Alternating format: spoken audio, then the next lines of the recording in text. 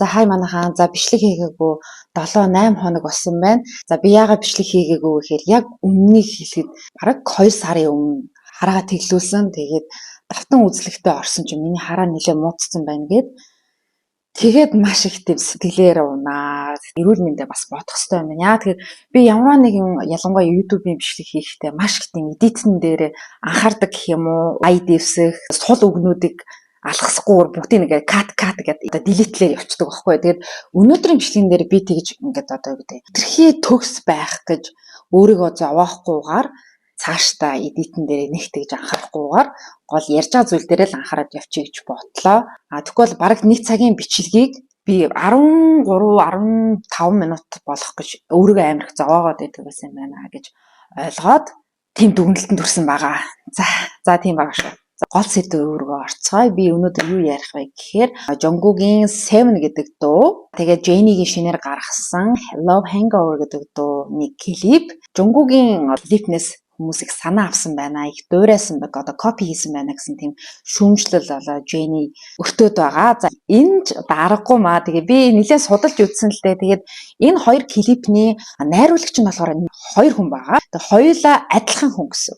Тэгэхээр Bradley Pavlo гэдэг энэ хоёр хамтарсан юм найруулагч байдаг юм байна л да. Тэгээ энэ хоёр болохоор хоёулаа энэ хоёр уран бүтээлчийн клипний зохиол дээр нь одоо найруулга дээр нь илүү их ажилласан гэсэн. Jennie-гийн шинэ уран бүтээл болох Love Hangover гэдэг дууны клипний зураг авалтыг Мексикт хийсэн. За хоёрт болохоор production company гэж байгаа шүү дээ. Тэр нь болохоор Pretty Bird гэдэг бас л нэг компани. Яагаад Jennie одоо Jungkookийг дуурайсан гэж хүмүүс шүүмжлээд байгааг нь бол ойлгосон баг тий.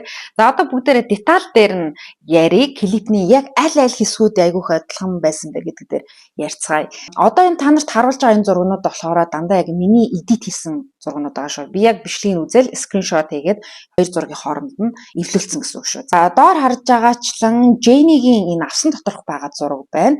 Jungkookийн бас яг авсан доторх үзэгдэл бол хоорондоо их адилхан байгаа. Хүмүүс бас энийг харчаал ерөөсөө яг Jungkook биш тэгээд тийм шүүмжлэлт өртөөдөөсөн. За дараагийн одоо энэ харж байгаа зурган дээр болохоор машинаас гараад гадаа нилээн юм бүрэнхий цаг агарын байдал бол нилээн хэцүү. Тэгээд ийм салхи шуургатай байгааг харж байна. За Jungkook-ийн энэ хэсэг дээр болохоор бороо орсон бас нилээн ийм салхитай үзэгдэл харагдаж байна. За гол дүрийн энэ хосууд маань болохоор хоёулаа энэ хэсэгт ороод ирсэн байгаа байхгүй Jennie. Тэгээд гол дүрийн залуу. За тэгээд Jungkook, Han So-hee гэдэг энэ хоёр орцсон байт. Тэгэхээр энэ хэсэг бол бас адилхан байна тийм. За дараагийн энэ хэсэг болохоор Jungkook найз охинтойгоо хоолны газар ресторан дотор ингээд нилээн маргалдаж байгаа хэсэг бол харагдаж байна. Jennie-гийн энэ хэсэг дээр болохоор нилээн ийм том урт ширээн дээр сууж байгаа. Тэгээд энэ хоёр бол хоорондоо бол маргалдаагүй. Зүгээр гоё ингээд хайр дууралдаа ингээд умбаад тий ингээд болцож яхад золгүй явдал тохиодсон шүү дээ. Энэ хэсэг нь бас нэлээд адилхан байсан. За дараагийн энэ сцен болохоор энэ сценийг бол зүгээр миний бодол шүү. Яагаад тэгэхээр найруулагч нар нь адилхан учраас энэ сценийг би бас яг адилхан байна гэж бод. Дурлаж байгаа тэр дуучны нөгөө эсрэг талын залуу эсвэл бүсгүй яг урд хэсэг дээр наан гарч ирж штэ. Харин цаад ард талд нь болохоор Jennie байна, Jungkook байна. Тэгэхээр энэ сцен нас надад үнэхээр адилхан санагдсан. Дараагийн энэ сцен байна. Тэр гол дүрийн Jennie-гийн дурлалт залуу газар доошо хараад хийцсэн. Нэг гараа урагшаа, нөгөө гар нь ард талдаа ингээд тулцсан байдлаар харагдаж байна те. Jungkook-ийн энэ хэсэг дээр ч гэсэн золгүй байдал болоод доошо харцсан. Ерөнхийдөө гарын байрлал бол үнэхээр адилхан байгаа байхгүй юу? Дараагийн энэ сценийг болохоор зүгээр бас л миний бодол шүү. За энэ яагаад энэ хоёр адилхан гэж санагдсан бэхээр нөө галт тэргэнд болохоор Jungkook ингээд зүгтцсэн байгаа шүү. Ингээд гараа дэш өргөцсөн.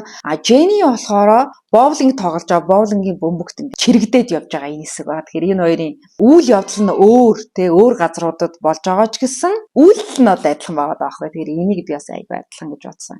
За дараагийн сценийг харъя. Тэгээ надад болохоор colorist одоо өнгө тавилт нь бол адилхан байсан. Энэ өнгө тавьж байгаа хүмүүс нь хин болоо гэсэн чинь Jennie-гийн эсвэл Jungkook-ийн энэ клипэн дээр ажилласан өнгө тавилтын хүмүүс нь болохоор өөр хүмүүс юм байлээ. Тэгвэл надад өнгө тавилт нь бол айгүй тийм төстэй санагдсан.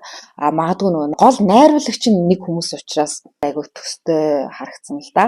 Яг ингээд уур амьсгалыг харах юм бол нэлийн юм дулаан, орой өдөш романтик үйл явдлыг харуулж байна. Хоёр дуучин маань болохоор хоёулаа хар өнгийн хувцас өмссөн байна. Тэгээ миний бичлэгийг үзэх дуртай маш гой комментууд бичсэн бүх хүмүүстээ маш их баярлалаа. Миний одын skincare, миний оруулсан story-ны доор маш олон хүмүүс хариу болон гоё гоё чатууд явуулсан байсан. Тэгээд цаашдаа мөн нас хичээх болно. Яаж илүү гоё сонирхолтой гоё гоё бичлэгүүд хүргэх үү гэж улам л хичээх болноо. За тэгээд хүмүүс Jenny-гийн талаар бичлэг хийгээд байна гэж яриад байгаа. Гэхдээ өнөөдрийн бичлэг ч гэсэн бас Jenny-тэй холбоотой бичлэг хийхээс өөр үнэхээр арга байсангүй. Love Hangover гэдэг шинэ дуу цацагдаад энэ Jungkook-тэй холбоотой инээ тэрэ та энэ талаар бичлэг хийгэрэй гэсэн учраас энэ бичлэгийг хийлээ. Ойрын хугацаанд л Jenny-гийн бичлэг би оруулахгүй байхыг хичээе. Дараагийн гой гой шинэ бичлэгүүдээр уулзцгаая. Одоо шөнийн 12 цаг болж байна. Эдитээ хийгээд өөрийгөө нэг хүчлэхгүйгээр маргааш бичлэгээ оруулъя гэж бодож байна. За тэгээ баяртай.